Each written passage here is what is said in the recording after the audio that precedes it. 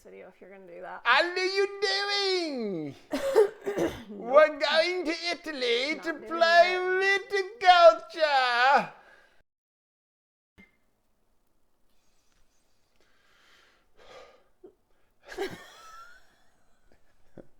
Hello and welcome to the Game Warrior. I'm Jason. I'm Jenny.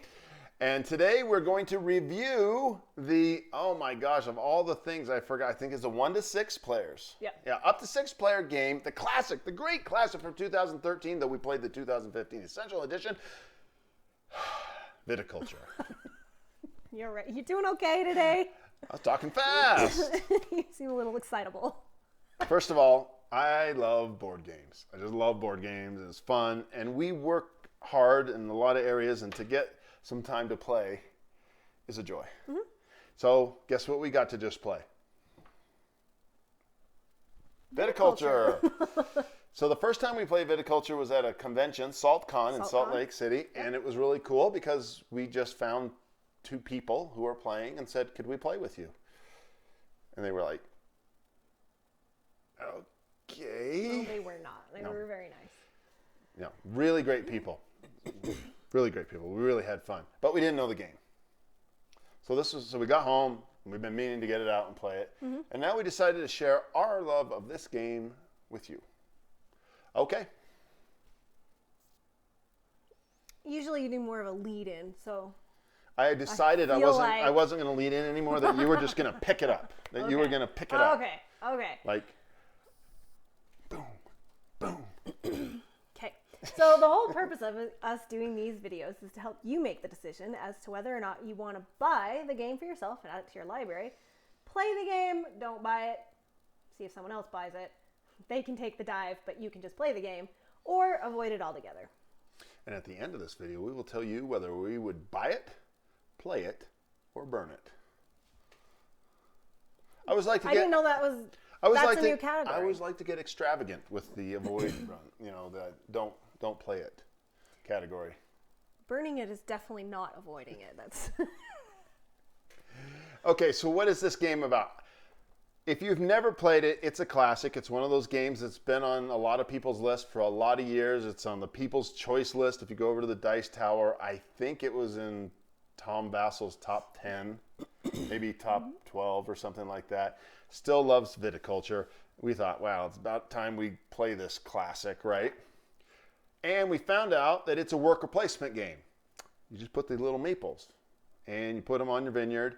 And the cool thing is the whole goal of it is to make as much of the best wine as possible, and you score points. So it's got victory points, and you're just making wine. So the basics is simple. You're going to plant some fields, you're going to plant your vines, then you're going to harvest your vines, and you're going to shove them in these big vats called crushpads, and then you're going to crush those grapes, and you put them into wine bottles. But there's one more step. There's one more fun step, is then you have to fill orders. Then you sell it.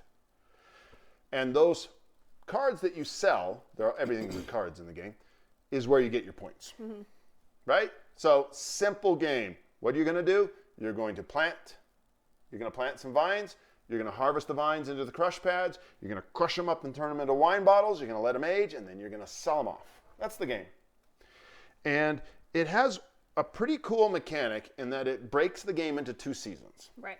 So there's 4 seasons actually, but the mid ones don't do anything. Spring is just getting your ducks in a row.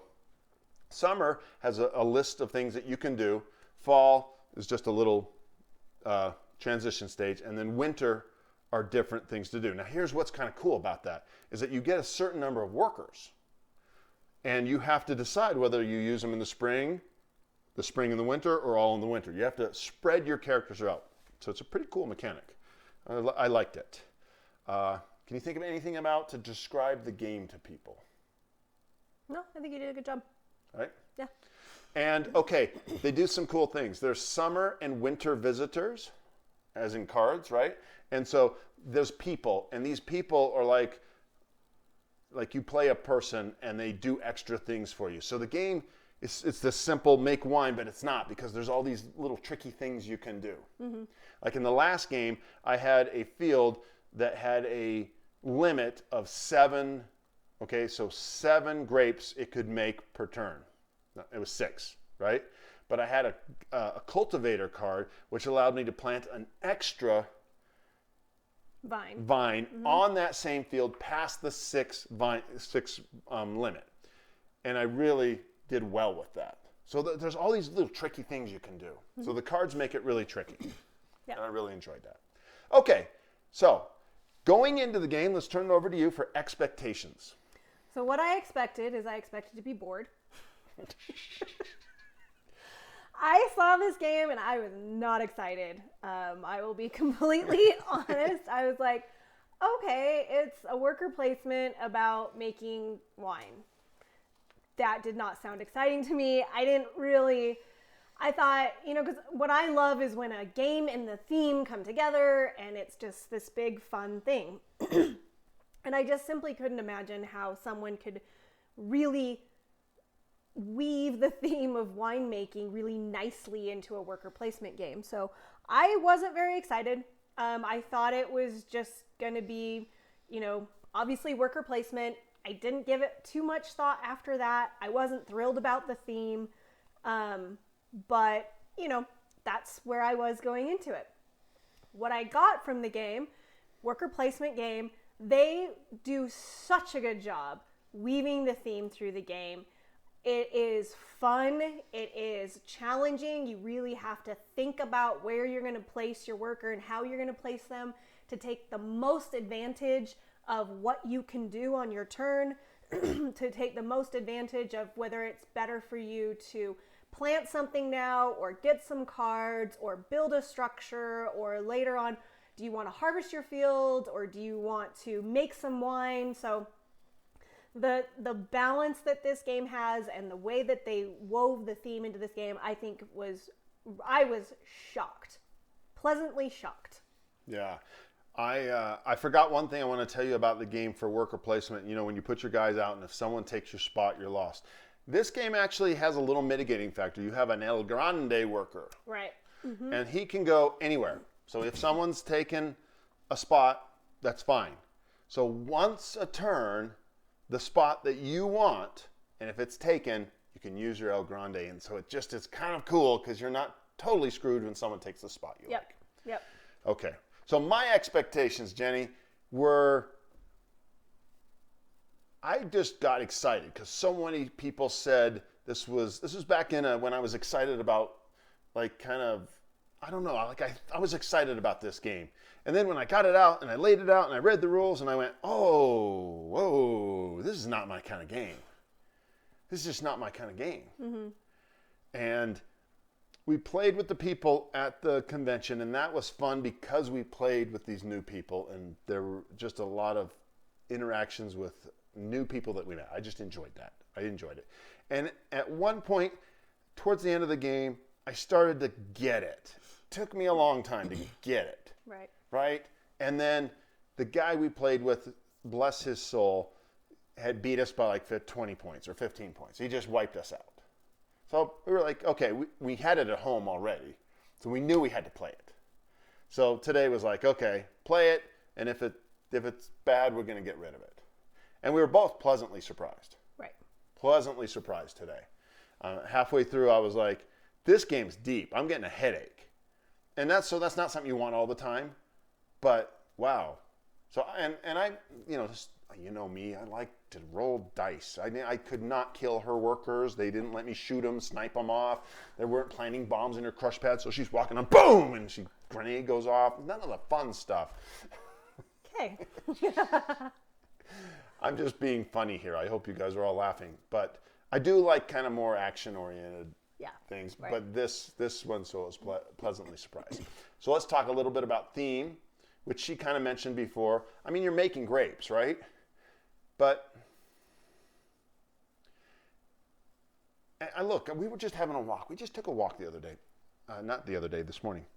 And we were talking about games and their themes. And sometimes you've got this great theme. There's a review that we'll be doing soon enough here about a game that has the coolest theme in the world. But the game didn't have anything to do with that theme. Nothing. Just an excuse to do what they do. Mm-hmm. And we just had that conversation. And I will say that placing your workers, building your buildings, planting, harvesting, crush pads into wine into selling. It's all in there. It's all really tight. It's a tight game. And it does feel like you're running a little vineyard. Yeah. I gotta say, theme. Yeah, Thumbs up on the theme for me. The way, again, that they even did the worker placement locations of, building a structure, because obviously you need things like trellises or you need things like irrigation. So those locations, or giving a tour of the vineyard to visitors, to, gaining one of these, people that can help you with your field, to harvesting. The locations even were just, they did such a good job, and the mechanic of that location also really was very applicable to the game. There was nothing that felt like a throwaway location that it was just like, nah, just give them this. If it's the only place left, just give them this. So it's very well done. Yeah. Okay, we'll talk to you a little bit about the components. So we have the Essentials Edition, which basically takes some of the pieces from old expansions and crams them all together. I have been infected by I like metal coins in my game disease. So every time the money, which is in lira, Italian lira, I would just pick up these little cardboard Slap things. down that cardboard. I just slapped down that cardboard and was like, Now, just so you know, I went and looked, and they have a metal set for $45 on Amazon. So that's too much. It's too much for metal coins. Maybe one day, but yeah, that was too much. But I was a little, standard edition. It's Essentials Edition, but cardboard money. I don't like it. Everything else is perfect. The artwork's beautiful. The cards are nice. The rules are clear. The meeples are well designed. They're a little bit unique for all the different buildings and everything. So, is it going to blow you away component-wise? No, but yeah, I actually realized we have a little note telling us what to say. And this is your thing to say. I And know. I just took over. I apologize. He's on one today, folks. I agree with you. I feel like it's fine. The artwork is very pretty. It's kind of that kind of old-fashioned-y vineyard feel to it. The cards are kind of more of an old-fashioned art. It's very pretty. I don't like the meeples. I find that they're actually difficult to tell apart from one another. Some of the buildings. Yeah, right? when you get to some of the buildings, you've got a medium cellar and a large cellar. And honestly, I was like, and a cottage, and I had to sit there and like try and figure out which one was which. Once you get to know the game better, it becomes much more apparent. But on first blush, it was a little tricky to figure out which ones were which. So I think that could have been an improvement, is to make the structures that are similar in structure a little more different, so you could tell them apart a little more easily. So, but other than that, it's fine. And this being a classic game, I wouldn't be surprised, I'm kind of looking over here on the Amazon page, but this probably isn't the place to look, if someone didn't build some nice looking little windmills and cottages and out of plastic or something. Sure. Okay, game length and replayability. That's my job to talk about that, but I'm going to let her talk about it. Game length, so for 2 players, I thought it was a nice game length. I think it took us an hour and a half? Yeah. An hour and a half. When we played 4 players, I felt like we were at the 3-hour mark about. So 4 players for me felt pretty long. And I think at the end we kind of got to a point where we're like, you've won. Let's just, and I mean, the person had clearly won, but obviously I think I would prefer the 2-player length. I also have to throw in there the caveat that we knew it better this time. So obviously the better the players know it, the quicker it's going to go. So replayability, I would say this game is definitely replayable. I would love to pull this game out again. In fact, right when we finished the game, Jason said, I want to play this again. And I was like, cool, I'm just going to pack up all the little bits. So while we make this video, the cats don't destroy it. So we'll very likely go back and play this game again. And it was that fun that I would love to just pull it out, throw it down, and play it again. Yeah.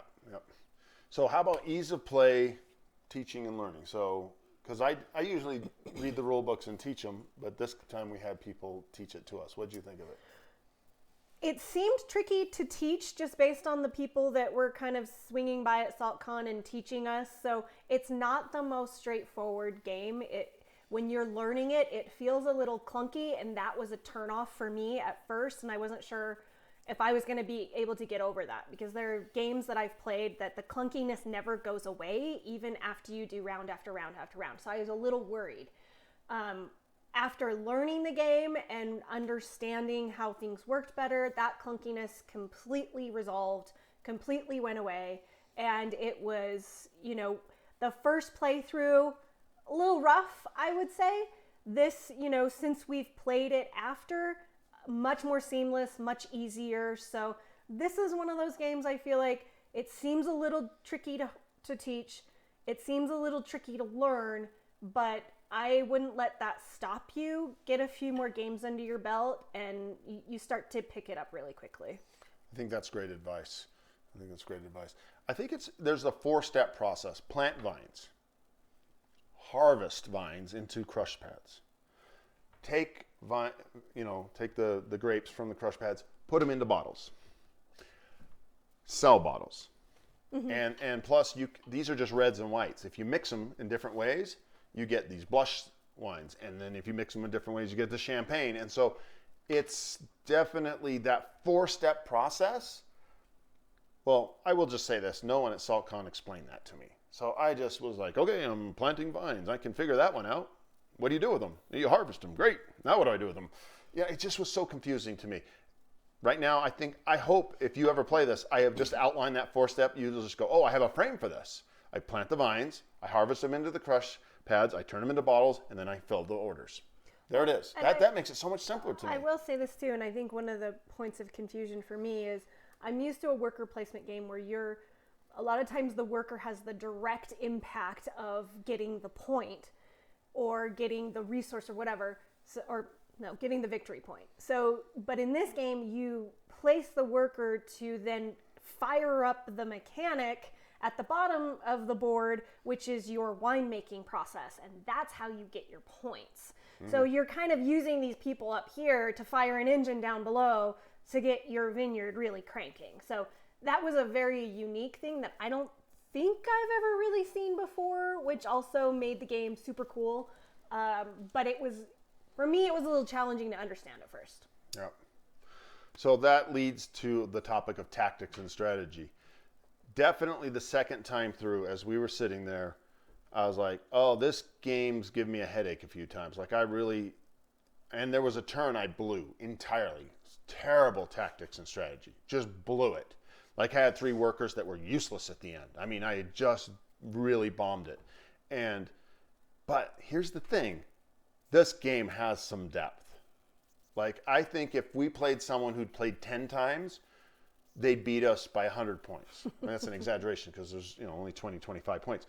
But it would be there is some layers here. Yeah. There's some layers, and a good worker placement always has that. Mm-hmm. And this has it in spades with the twists. So if you like your tactics and strategy in the worker placement zone, I would say this will be a game for you, right? So let's talk about availability really quickly. I'll shoot this out of the park. It's available on Amazon for about $50. There you go. So it's been around. It's easy. I've seen it at my local game store down in Salt Lake, Game Night Games. It's always there. And you can buy coins for just as much as you pay for the game. It's a little worrisome. Okay. So let me ask you a question. Who's this game for and who's it not for? I'm throwing her a curveball. I've never asked her this question. Oh. Well, it's a worker placement game. And so I think right there that rules out a lot of people. However, for people who don't like worker placement games, I would actually recommend that they give this a chance. And we were talking about this before the video where there's certain parts to this game that kind of remind us of the depth that Dune Imperium has. Just the way that you're using kind of your worker placements to really fire up the rest of your game and get a kind of a total separate mechanic going. So it's got that depth to it that even if you don't like worker placement, I wouldn't totally shun it. That being said, it is a game where you really have to apply yourself. So if you're looking for kind of a quick, easy, maybe for younger players game that you can just slap down and run through really quickly, this isn't really that game. There's quite a bit of strategy and negotiation in it, and so you have to really apply yourself. So well, there's no player to player in negotiation. No, just negotiate with your cards and what you're trying to do on the board and how you're trying to make your wine. Yeah, there's no negotiation between players. But, so yeah, I mean, if you're a dice chucker, which I am, definitely not your kind of game. But I also wouldn't shun it just because you don't like worker placement, because I feel like this one's a little different. What's fun about this game for me is that I was feeling this isn't my style thematically game. About halfway through, I kept making these snide little remarks like, one of my workers is going to jump up with a machine gun and cut your workers down. And like, where's the bombs? I mean, I'm just playing around. I'm just having fun. But like, I was like, okay, I'm starting to own the games I like. And I like a more adventuresome, dungeon crawl, dice chucking, zombie style game, right? I do. Yeah. I like it. And so I was like, I don't know. But by the end of the game, this thing kind of won me over, and I was like, man, I want to play again. I didn't think I'd want to play again at the end of the game. Yeah. So take it, for what it's worth. Take all of this for what it's worth. I'm a, kind of hardcore other side gamer, and I'm kind of enjoying this, right? I did say this, though. If you stacked it next to Dune Imperium is going to win 100 out of 100 times, and it's because of theme. Because it's sci-fi Dune, and I'm Paul Atreides, so I have a tie to the Dune things, right? So, okay. So, final rankings. My final ranking is an 8. An 8. Let's see, we have a little list of what that means. That would say it's very good, and you enjoy playing it, and would suggest it. So you're suggesting to people out there that they play it? Yes. Now, go get it. She's not a worker placement fan.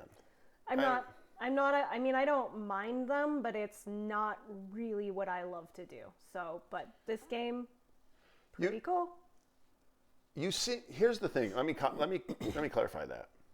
You like games that are worker placements that have another something mechanic else on going top on, of it. like Dune. Like Dune. Yeah. Champions of Midgard. Yes. Right? You like that one. Right. Yeah. But just straightforward worker placement, put it here, get this thing. Nope. I love a game, folks, that you want to play again, right? That's what it's all about. First of all, it's exciting because we just had a great time. We also have a competitive nature with each other. Plus, we have great connection and laughter. And I won. That makes it better. That's always worth a couple points in the final rankings. Folks, I'm going to come in as an 8. Can you believe that? Oh, I've gone crazy. They're not going to believe me. She's lying. Jamey Stonemaier Games paid me a lot of money to give this review. Or none. Or none. 0. None. Game's old. He's done with it. Seriously, folks, I give it an 8. It's excellent. It's enjoy playing. And I'll tell you, this is the kind of game okay, we should talk. Well, let's wrap this up with player count. I could not like this game if I was playing it with too many people. Yes. And I tell you why, because I would watch people take their time on their turn, and it would drive me nuts. It's okay if I take my time. I'm the one who has the analysis paralysis. Don't like it when other people do. When she does, I don't mind, because it's just 2-player games. Never bothers me. Well, and I like actually how they seem to try and mitigate that a little bit by giving you the grande worker that can go anywhere that someone else went. So I feel like that helps this game a lot. Yeah. But yeah, 2 players was great. I'm sure 3 players is fine. 4 players is probably good if everyone knows what they're doing. Yeah. But if you're playing with 4 players that don't really know what they're doing, it will get long. I would imagine anything greater than that is probably not fun, would be my guess. I couldn't imagine playing any game at 5 or 6. Unless they're the big fun party games. Too many people. I don't like them anymore. So I would say the same here, but granted, I haven't tried it. True. Very true. Okay. So my final score for Viticulture, the Essential Edition, is an 8. Can you believe that? Okay, everybody. Thanks for watching.